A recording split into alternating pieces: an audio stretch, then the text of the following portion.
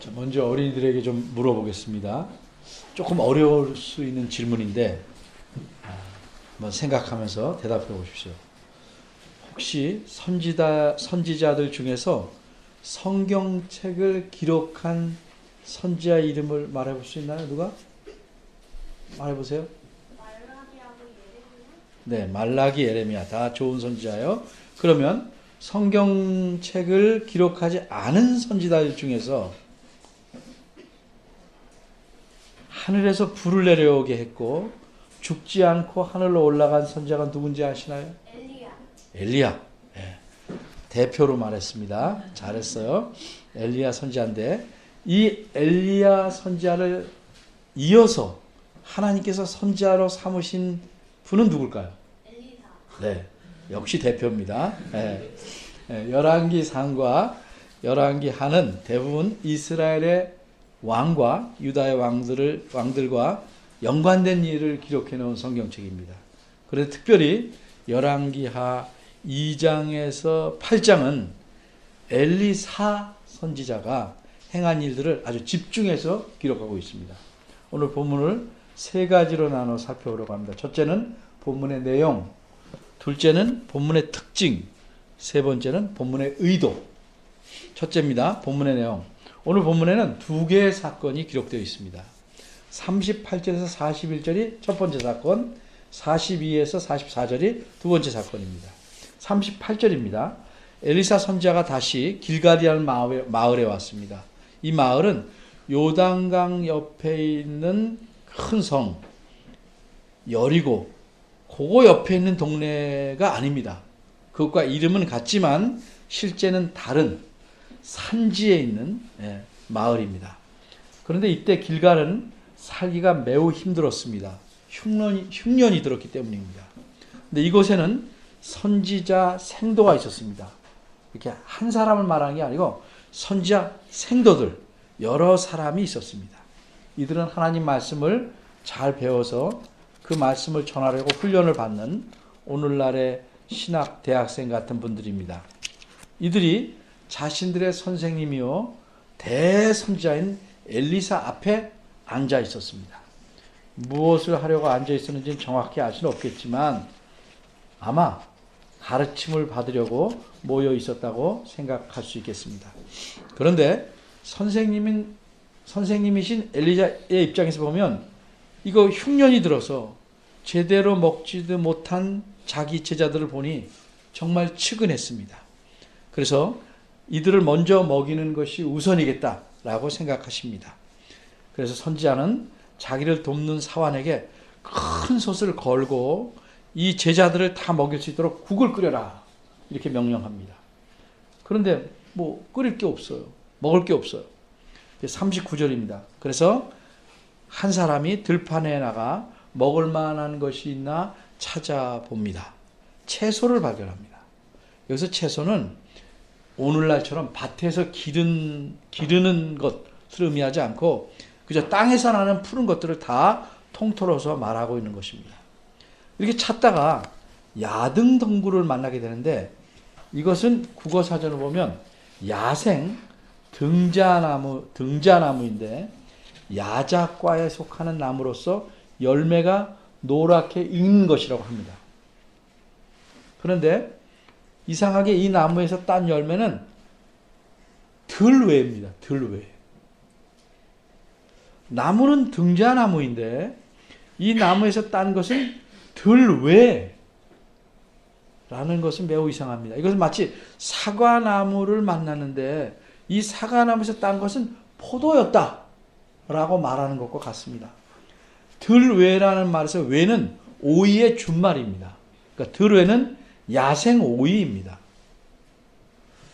근데 우리가 보는 성경 말고 개정 개역 성경에는 또 이렇게 재밌게 표현했습니다. 들포도 덩굴을 만나 그것에서 들호박을 따서 포도 덩굴에서 호박을 땁니다. 참 이상하죠? 네. 이처럼 우리말 성경에서 이상하게 모순되게 번역할 수 없던 이유가 있는데 그것은 이 두 낱말이 지금으로서는 정확히 어떤 것인지를 의미하는지 알 수 없기 때문입니다. 학자들도 이 두 낱말에 대해서 의견이 분분합니다.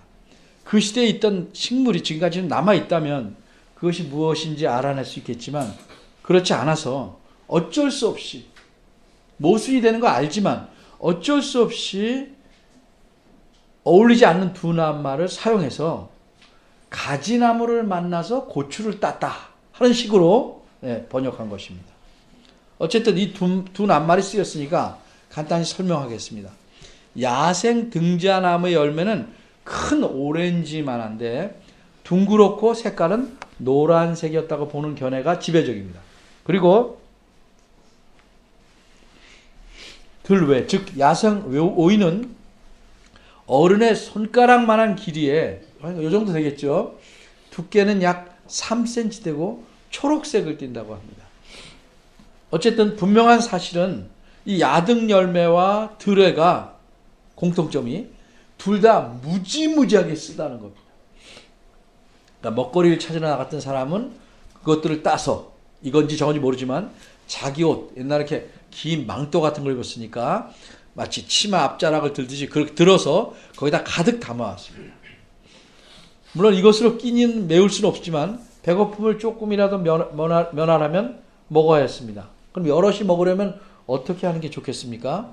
따온 것들을 썰어서 국 끓이는 솥에 넣어서 죽처럼 혹은 맑은 국처럼 묽은 국처럼 이렇게 끓여 먹으려는 겁니다. 근데 국을 끓이는데 문제가 생깁니다.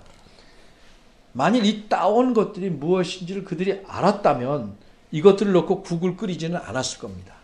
39절 맨 뒤를 보면 저희는 무엇인지 알지 못한지라 이렇게 되어 있는데 원문대로 직역하면 왜냐하면 그들은 무엇인지 알지 못했기 때문이다. 그러니까 몰라서 이걸 가지고 끓였다는 말입니다. 마치 독버섯을 식용버섯인 줄 잘못 알고 끓여 먹듯이 이들은 들에서 가져오는 것들이 먹지 못하는 것인 줄 몰랐습니다. 그러나 이미 솥에 넣고 끓였습니다. 40절입니다. 퍼다가 나눠줍니다. 그런데 이 국을 먹자마자 사람들이 누구나 이구동성으로 이렇게 외칩니다. 직역하면 이 솥 안에 사망이 있다 이렇게 외칩니다. 이게 무슨 뜻인가? 자신들이 먹은 국에 사람을 죽일 만한 치명적인 독이 있다는 의미일까? 아니면 지독하게도 맛이 써서 죽을 것 같으니까 치명적인 독이 있다고 말한 것일까? 여러분은 이 둘 중에 어떤 것이라고 생각합니까? 어떤 학자들은 그것이 야등나무 열매든 야생 오이든지 간에 많이 먹으면 사망에 이른다고 주장하기도 합니다. 그런데 우리가 합리적으로 좀 생각해 봅시다. 이게 죄송합니다면 가서 저 보일러 좀 돌려주실래요? 온도가 안 맞아. 계속 코가 제가 이게 온도 알레르기가 있어가지고 좀 팡팡 돌려주세요. 미안합니다. 발음하기가 좀 힘드네요.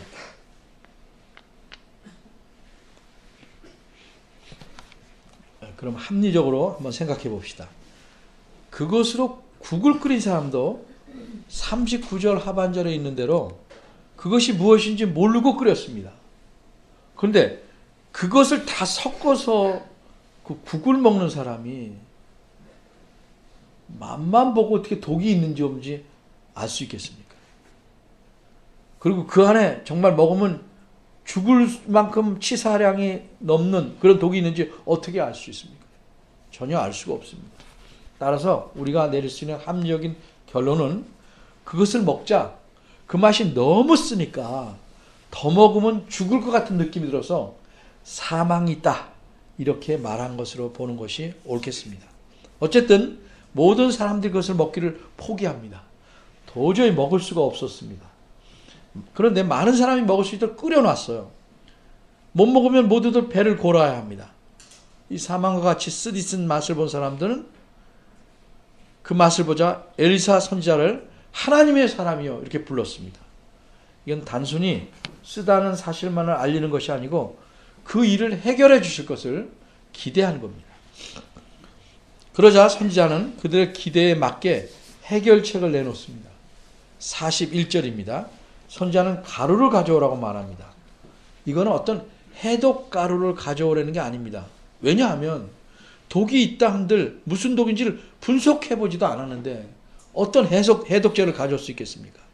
그래서 이것은 해독하는 가루가 아니고 밀가루 같은 곡식을 갈아서 만든 가루입니다. 그것을 가져오자 선지자는 그 곡식가루 그냥 솥에다 턱 던졌습니다. 그리고 나서 무리에게 줘서 먹게 하라고 말합니다. 사람들은 이 말을 듣고 다시 먹습니다. 그랬더니 그 국의 쓴맛이 완전히 사라지고 아무 문제 없이 먹을만 해서 다 먹고 배고픔을 면하게 되었습니다. 이것이 첫 번째 사건입니다. 두 번째 사건은 42절에서 44절까지 기록되어 있습니다. 정확히 시간이 얼마나 지났는지는 알 수 없지만 첫 번 사건 이후에 어떤 사람이 바알 살리사라는 마을에서 왔습니다. 이것은 지금 선지자가 있는 마을에서 좀 떨어진 마을인데 길갈이라는 마을에 엘리사 선지자가 계시다는 소문을 듣고 찾아온 겁니다. 처음 추수해서 만든 보리떡 20개와 자루에 채소를 담아 갖고 왔습니다. 여기서 채소는 역시 채소일 수도 있지만 과일일 수도 있고 혹은 먹을 만한 곡식 나달일 수도 있답니다. 이게 말이 굉장히 넓은 말입니다. 이 말은 넓게 쓰이는 말이기 때문입니다. 처음 추수한 곡식으로 만든 음식이기 때문에 선지자에게 드리려고 가져온 겁니다. 그런데 엘리사가 이것을 혼자 먹지 않고 굶주리는 제자들과 그곳에 함께 있는 100여 명쯤 되는 사람과 나누어 먹으려고 합니다. 그래서 사원을 통해 모두에게 나누어 주어 먹게 합니다. 그런데 이 사환이 생각해 보니까 선지자의 마음은 참 고맙지만 보리떡 20개로 보리떡 하나가 그냥 이만한 것도 아니잖아요. 사람 갖고 다닐 수 있는 거니까 100명을 먹이는 것 20개 두 사람이면 다 먹을 건데 그렇죠? 10개씩 100명한테 보리떡 20개로 먹이는 것 가능하지가 않았습니다. 그래서 사환은 이렇게 말합니다. 원어대로 말하면 내가 어떻게 이것으로 100명에게 나눠줄 수 있겠습니까? 그래서 선지자는 다시 말합니다. 앞에서 한 말 그대로 합니다. 무리에게 주어 먹게 하라. 이 선지자가 굉장히 고집이 셀까요? 아니 위압적일까요? 자신의 사환이 물어본 그 타당한 질문을 좀 경청하지 않고 고집스럽게 내가 하려면 하지 왜 말이 많아? 이런 식으로 말한 것일까? 아니면 모자라는 것은 네가 채워놓으면 되지 않아? 라고 말한 것일까? 우리말 성경은 무리에게 주어서 먹게 하라 이렇게 되어 있으니까 어떻게 하든지 내가 모두 먹을 수 있게 하라는 뜻으로 보일 수 있습니다. 그런데 원문을 정확히 이해하면 그 어감이 다릅니다. 원문은 이렇습니다. 그 백성에게 주어라. 그러면 그들이 먹을 것이다. 이게 무슨 의미입니까? 네가 모자라는 부분을 채우지 않아도 되고 그저 주기만 하면 그들 모두가 먹을 수 있다는 겁니다. 어떻게 이런 일이 가능하겠습니까? 선지자가 무리에게 주어 먹게 하라고 말한 다음에 즉시 그렇게 말한 이유를 말하지 않았다면 그 사환이나 우리도 이 말을 이해하지 못했을 겁니다. 그런데 선지자는 보리떡 20개를 100명에게 주면 그들이 다 먹을 수 있다는 이유를 이렇게 알려줍니다. 직역하면 여호와께서 이렇게 말씀하셨기 때문이다. 뭐라고 말씀했냐면 먹어라! 그러면 남으리라. 여호와께서 그렇게 말씀하셨다는 거예요. 먹어라! 그러면 남으리라.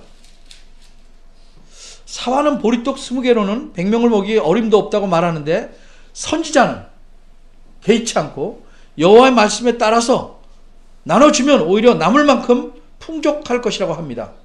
이런 상황에서 사환은 어떻게 해야 좋겠습니까? 사환직을 사표낼까요? 그래도 이 사환은 자기 판단을 고집하지 않고 선지자가 말씀한 대로 행합니다. 무리에게 떡을 나눠줬습니다. 그랬더니 어떻게 됩니까? 44절은 이렇게 말씀합니다. 여호와의 말씀대로 그들이 다 먹고도 남았다. 이것이 두 번째 사건입니다. 자, 여기까지는 살짝 졸아도 괜찮습니다. 왜? 성경 읽으면 나오니까. 지금부터는 졸면 안 됩니다. 성경 말씀을 잘 들어서 깨닫는 것은 자서 계시를 받아서 아는 게 아니에요. 잘 들어야 됩니다. 자, 그럼 이렇게 두 사건을 기록한 의도 또는 목적은 무엇일까? 이것을 알아야 성경 말씀, 이 본문을 바르게 이해하는 것입니다. 그저 내용만 달달 외우는 것은 이해가 아니고 그냥 암기일 뿐입니다. 예를 들어서 제가 목이 마르니 물 좀 떠다 다오 이렇게 부탁을 하면 아무 물이나 떠오면 됩니까? 아니 물을 손바닥에 이렇게 떠오면 됩니까? 물 좀 떠다 다오는 말 듣고 깨끗한 물을 컵에 담아다가 드리는 것까지 해야 제 말을 바르게 이해했다고 말할 수 있는 것과 마찬가지입니다. 대부분 성경을 이해한다는 게 그냥 글 읽고 내용을 알면 성경을 이해했다? 아닙니다, 전혀. 그 의도를 알아야 됩니다. 그러면 그 의도를 알려면 어떻게 해야 될까? 본문에 나타난 특징을 먼저 알아보는 것이 도움이 됩니다. 따라서 두 번째로 우리가 살펴볼 것은 본문의 특징이 무엇인가? 이걸 보겠습니다. 본문에 어떤 특징이 있을까? 두 가지를 살펴보려고 합니다. 하나는 이 두 사건이 어떻게 연결되는가? 다른 하나는 낱말이나 표현에서 좀 독특하거나 강조된 것이 있는가? 이걸 살펴보려고 합니다. 먼저 두 사건을 연결시키는 고리, 공통점은 무엇인가? 그것은 한마디로 이 두 사건 다 선지자가 배고픈 사람들을 먹인 사건이라는 점입니다. 이건 연결이 됩니다. 그럼 차이점은 뭔가? 독특한 건 뭔가 하는 거죠. 한마디로 각 사건, 첫째 사건, 둘째 사건을 바라본 시각이 다르다는 점입니다. 무슨 말입니까?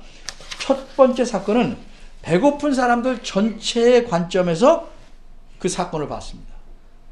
그런데 두 번째 사건은 선지자 사환, 개인의 시각에서 이 사건을 바라봅니다. 이렇게 기록자가 썼습니다. 이것에 대해 좀 자세한 설명은 계속하겠습니다. 그럼 낱말이나 표현에서 독특하게 강조된 것은 무엇인가? 안타깝게도 우리말 성경이나 여러분이 잘 아는 영어 성경, 대표적으로 NIV에서도 본문의 독특함을 알아보기 힘들게 번역을 해놨습니다. 우선 우리말에서 엘리야라는 낱말이 이 이름이 몇 번 나옵니까? 보세요. 몇 번 나와요? 38절에 3번, 41절에 1번, 43절에 1번. 모두 몇 번입니까? 이렇게 알려줬는데 5번이죠. NIV에서는 38절에 2번 나와서 나머지 갖고 4번 나옵니다. 반면에 하나님의 사람이라는 표현은 첫 번 사건에서 1번 40절에, 둘째 사건에서 1번 42절에 골고루 한 번씩 딱 2번 나옵니다. 제가 늘 얘기하죠. 많이 나오는 것이 뭐다? 강조하는 것이다. 따라서 우리말 성경대로라면 이 선지자가 하나님의 사람이라는 사실보다 이 선지자가 엘리야라는 점이 더 강조되고 있습니다. 이게 무슨 뜻입니까? 이 선지자가 행한 일 그것 자체보다 이 일을 행한 선지자가 누구냐? 그 사람이 엘리야다를 강조하는 것처럼 보인다는 뜻입니다. 여러분 혹시 어른들 중에 어른 아닌 분들은 모르시겠는데 간증이라는 말 들어봤습니까? 간증? 들어보십니까? 간증. 간증. 그러면 그 말 안에 간증 자체를 들어본 적 있습니까? 간증 자체 들어보신 분? 몇 분 안 되시는군요. 옛날에 저는 여러 번 들어봤는데 그 간증을 듣고 있으면 어떤 생각이 드는지 아십니까? 제 경험으로는 기분이 되게 나쁩니다. 유명한 사람을 데려와서 간증을 하는데 그 간증에서는 그 사람이 그 놀라운 은혜를 베푸신 하나님을 높여야 되는데 들으면 들을수록 간증하는 사람이 자기가 잘났다고 자랑질하는 것 같습니다. 이런 간증에서는 하나님이 들러리일 뿐이고 자기가 잘나고 특별해서 하나님께서 자기에게만, 여러분들은 아니고 자기에게만 특별한 놀라운 일을 베푸셨다고 자랑질합니다. 매우 기분 나쁩니다. 지금 우리말 성경대로 보자면 마치 잘못된 간증처럼 엘리사가 본문의 두 사건을 누가 해결했냐? 자기가 해결사다 라고 말하는 듯이 보입니다. 우리말 성경대로 말하면. 근데 본문의 이 원문을 읽어보면 그렇지 않습니다. 무엇을 강조하는지 아주 분명하게 드러납니다. 원문에서는 엘리사가 딱 한 번밖에 나오지 않습니다. 38절 처음에 엘리사가 다시 길갈로 왔다 이렇게 엘리사를 한 번 말아요. 누가 하는지 말해야 되니까. 그 다음에 엘리사의 이름은 아예 나오지 않습니다. 그냥 그 대신 그가 그 대신 아까 말씀드린 대로 하나님의 사람이라는 표현이 첫째 사건에서도 둘째 사건에서도 나타납니다. 그래서 이 두 사건이 다 누가? 엘리사가 아니고 하나님의 사람이 행한 사건임을 강조합니다. 특별히 하나님의 사람이란 말을 쓰는 의미는 이 사람은 하나님 말씀대로 움직이며 하나님께서 사용하는 도구라는 뜻입니다. 그래서 하나님의 사람이 어떤 놀라운 일을 행하면 그것은 그 사람의 능력이 아니고 하나님의 능력이 드러났다는 걸 나타내는 겁니다. 예를 들면 내가 내 연필로 좋은 글을 썼다면 그것은 내 능력이지 내 연필의 능력이 아닙니다. 따라서 첫째 사건에서 그 쓰디 쓴 국을 먹은 사람이 하나님이여 하나님의 사람이여 이렇게 부른 것은 엘리사 개인의 능력을 행하라는 것이 아니고 하나님의 능력을 기대한 겁니다. 그리고 이런 사람들의 기대에 따라 하나님께서는 선지자가 집어넣은 곡식가루를 통해서 그 쓴맛을 제거해 버리신 겁니다. 둘째 사건에서는 하나님의 능력이 나타난 사실이 더 뚜렷하게 드러납니다. 하나님의 사람은 그저 여호와께서 말씀하신 대로 사환에게 시켰을 뿐입니다. 그러니까 44절이 보여주는 바대로 여호와께서는 자신이 말씀하신 대로 이루신 겁니다. 이렇듯 오늘 본문의 두 사건은 엘리사라는 선자가 아니라 모두 하나님 자신께서 행하신 일이라는 사실을 보여주고 있습니다. 자, 세 번째 본문의 의도. 자, 이제까지 눈을 한쪽만 떴다면 두 눈을 뜨시고 드셔야 됩니다. 좀 어려운 말들이 많이 나오는데 많이 고민했습니다. 그런데 설교를 듣는 실력을 한 단계 높이려면 이거 할 수밖에 없다. 이렇게 해서 제가 작심을 하고 설명을 하려고 합니다. 제가 늘 성경에 대해서 강조하는 게 뭡니까? 성경 말씀은 어떤 사람을 높이거나 본받자는 것이 아니고 하나님께서 행하신 일과 그의 말씀을 잘 드러내서 하나님을 높이기 위해 기록된 것입니다. 이렇게 하나님을 잘 드러내는 것이 크게 말해서 성경을 기록하는 의도고 목적입니다. 오늘 본문도 그래서 하나님께서 놀라운 일을 행하셔서 배고픈 자들을 먹이신 일을 기록하고 있는 것입니다. 이 사람들은 가뭄과 흉년 가운데 살고 있었는데 하나님께서 그들을 불쌍히 여기셔서 그들의 배고픔을 해결해 주셨습니다. 그런데 하나님께서 이렇게 긍휼히 여기셔서 배고픔을 해결해 주신 일이 엘리야 시대에만 그리고 길갈이라는 마을에서만 그렇게 하셨고 그 이후로는 안 하실까? 멈추실까? 만약 하나님께서 그렇게 하실 계획이라면 굳이 그 사건을 기록한 본문을 오늘 성경에 넣어둘 이유가 없습니다. 이 본문이 포함되어 있다는 것, 그 포함된 열왕기서를 처음 읽는 사람들은 이스라엘과 유다가 다 망한 후에 나라를 잃고 비참하고 가난한 가운데 살아가는 사람들이었습니다. 그들에게 오늘 본문과 같은 말씀을 읽도록 이렇게 성경을 기록해 주신 의도는 과거에 하나님께서 이렇게 행하신 일들을 보고 너희에게도 하나님께서 이렇게 행하실 것이니 이런 하나님을 기대하고 의지하게 하기 위함입니다. 하나님께서 과거에 어려움에 처한 백성을 긍휼히 여기시고 도우신 것은 어쩌다 그렇게 하신 것이 아니고 하나님의 변치 않으시는 성품에서 나온 행동입니다. 그렇기 때문에 이런 하나님께 돌아와서 간구하고 의지하면 하나님의 변치 않는 선하신 성품에서 나오는 놀라운 은혜를 받을 수 있다. 그런 기대를 주기 위한 겁니다.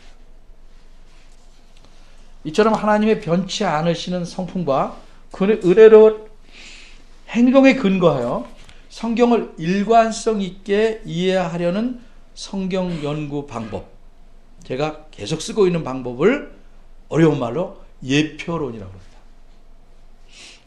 이건 이제 어려운 말인데 잘 들으시면 매우 유익합니다. 옛날에 제가 신학대학원에 다닐 때는 설교를 가르치는 교수님이 설교 시간에 영어나 원어를 말하지 말라고 가르쳤습니다. 왜냐하면 설교자가 자기를 자랑해서는 안 된다는 것입니다. 그런데 오늘날은 자랑해도 된다는 게 아니고 영어가 많은 사람들에게 노출되었습니다. 따라서 예표론에 대한 이해를 돕기 위해 영어를 한두 마디만 설명하려고 합니다. 우리가 흔히 저 옷은 혹은 저 사람은 내 타입이야 이렇게 말하죠. 타입. 이 타입에다가 학문이나 또는 무슨 론을 뜻하는 올로지 붙이면 알러지라고 발음되는데 올로지를 붙이면 타이팔러지입니다. 타이팔러지. 타이프에다가 타이프론이죠. 타이팔러지가 되는데 이것이 예표론이라는 영어입니다. 타이팔러지. 어떤 분은 이것을 모형론이라고 하는데 이렇게 말하면 모형이라는 겉모습에 집중되는 느낌을 주기 때문에 저는 이 말을 안 씁니다. 하나님께서 행하신 일의 그 내용의 원리에 초점을 맞추기 위해서 예표론이라는 말을 선호합니다. 그럼 예표론의 예를 하나 들어겠습니다. 예표의 예를 들겠습니다. 하나님께서 포로로 잡혀간 이스라엘을 장차 그곳에서 다시 데려오실 것이라고 선지자를 통해서 말씀합니다. 근데 선지자가 이렇게 말합니다. 그의 남아있는 백성 곧 아수르에서 남은 자들 위하여 하나님이 큰 길이 있게 하실 것이다. 그런데 이스라엘이 애굽 땅에서 나오던 날과 같게 하시리라. 이사야 11장 16절입니다. 그러니까 앞으로 하나님께서 행하실 일을 과거의 이스라엘을 하나님께서 출애굽시킬 때 행하시던 것처럼 하시겠다는 의미입니다. 그러니까 과거에 행하시는 그런 일의 타입으로 행하시겠다는 겁니다. 또 누가복음 9장 31절에 보면 영광 중에 변화산에서 나타나서 장차 예수님께서 모세와 엘리야가 나타났습니다. 예루살렘에서 별세하실 것을 말하세 이렇게 말했습니다. 제가 누누이 말하지만 여기서 원문은 별세하실 것이 아니고 출애굽하실 입니다. 예루살렘에서 출애굽한다 이 말이죠. 그러니까 예루살렘에서 십자가에 달리고 죽으셨다 살아나는 것을 출애굽이라고 묘사했다 이 말이죠. 이처럼 하나님께서 행하실 구원은 과거의 출애굽이라는 그 타입을 본보기로 사용하시는 겁니다. 뒤집어 말하면 그 과거의 출애굽 사건을 통해서 우리는 하나님께서 앞으로 이루실 모든 구원의 모습이 출애굽 타입이라는 것을 미리 내다보는 겁니다.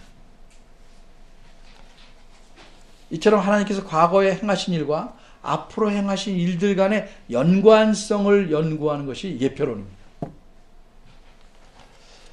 좀 어렵게 들릴 이런 말씀을 드리는 것은 오늘 본문에서 이 본문을 보면 하나님께서 이렇게 하나님의 사람을 통해서 행하신 일이 장차 하나님께서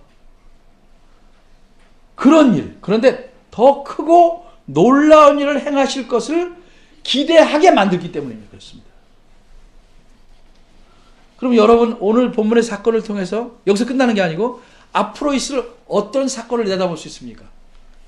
옛날 사람은 좀 힘들었겠지만 우리는 쉽습니다. 왜? 우리는 신약이 있으니까. 예를 듭니다.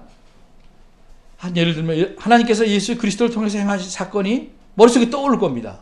예수님께서 배고파 지친 4,000명을 배불리 먹으셨고 또 보리떡 5개와 물고기 2마리로 5,000명을 광야에서 먹이셨습니다.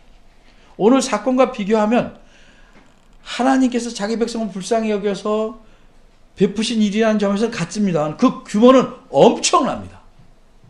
과거에는 본문엔 보리떡 20개로 100명을 먹였는데 예수님 보리꽃 5개와 조그만 물고기 2마리로 남자 어른만 5,000명. 100명이 아니라 5,000명.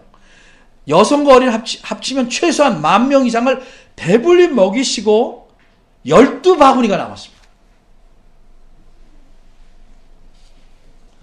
이처럼 하나님께서 자기의 종인 선지자, 하나님의 사람을 통해서 행하신 일과 하나님의 아들을 통해서, 그러니까 본질상 하나님이신 예수님을 통해서 행하신 일은 엄청나게 차이가 나는 게 당연합니다.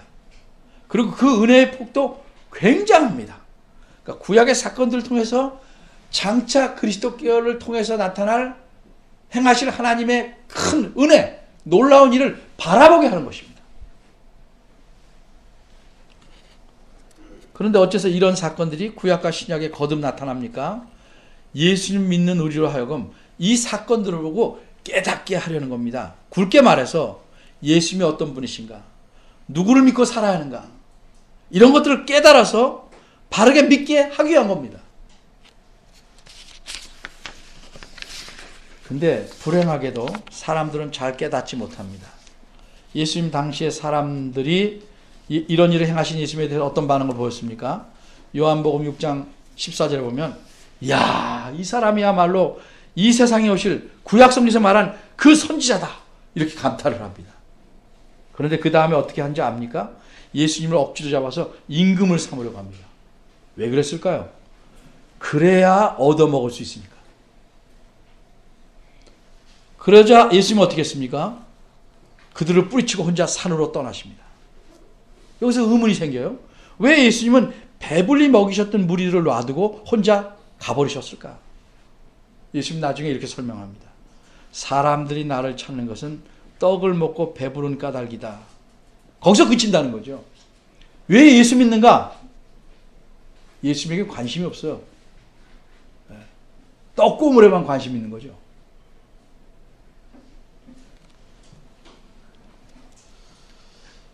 자신이 하신 일을 통해서 사람들이 뭔가를 깨닫게 하시려는 건데, 뭘 깨닫게 해요?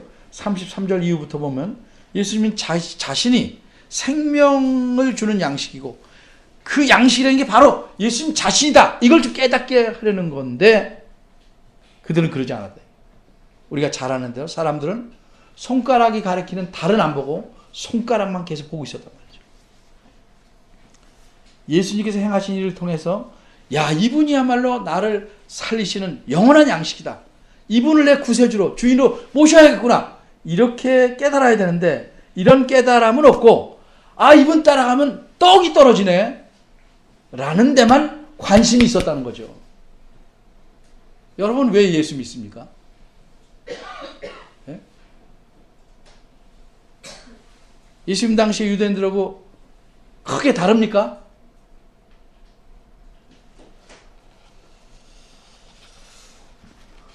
오늘 본문과 연관해서 한 가지만 더 말씀드립니다.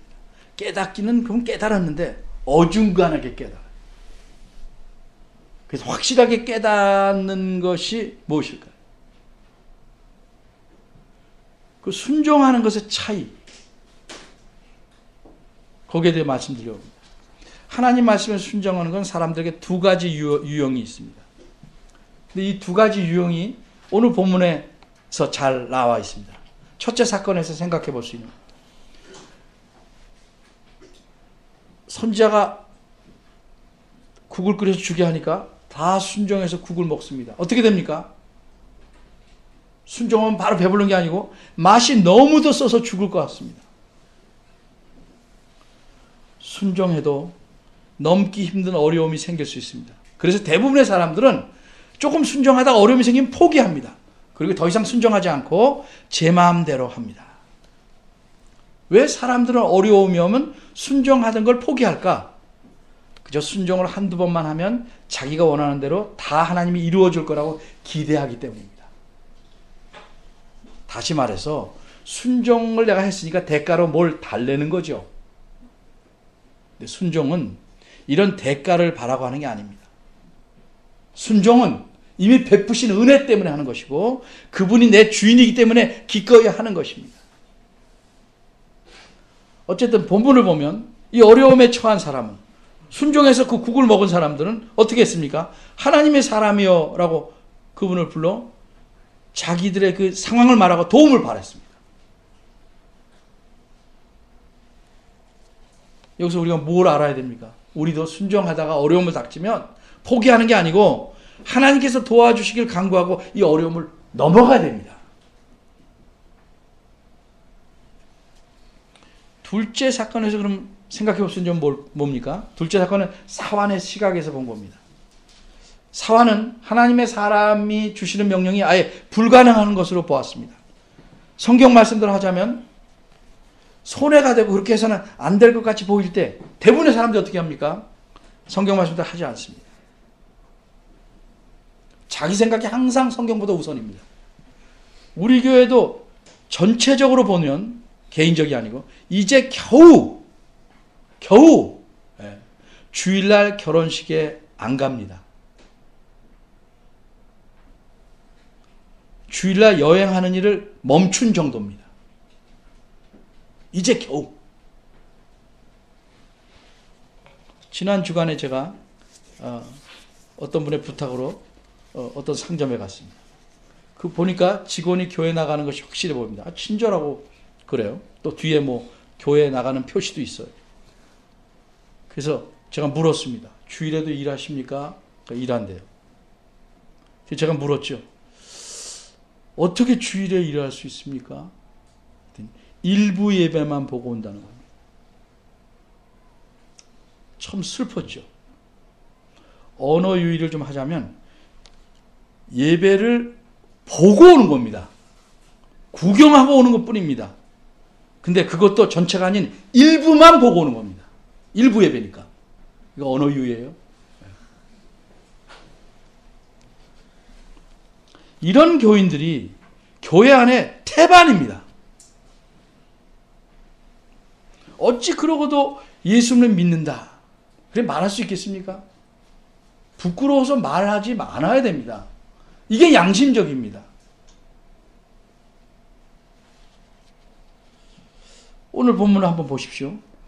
여호와께서 먹고 남는다. 그렇게 말씀하셨으니까 그대로 이루어졌습니다. 사람의 생각으로는 불가능한데 우리의 생각, 우리의 계산, 우리의 논리와 맞지 않아도 그리고 그 과정이 우리가 어떻게 되는지 몰라도 하나님께서 말씀하시면 그대로 됩니다.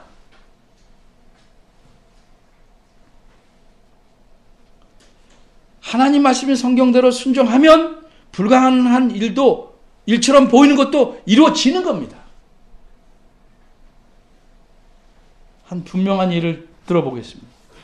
가나의 혼인잔치 잘 아시죠, 여러분이? 예수님이 물을 떠다가 연회장에 갖다 주라고 말씀하셨습니다.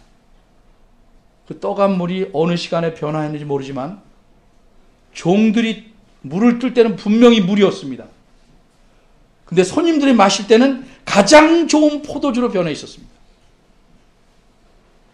이것이 하나님의 능력이고 순종을 통해서 알게 되는, 겪어보는 결과입니다.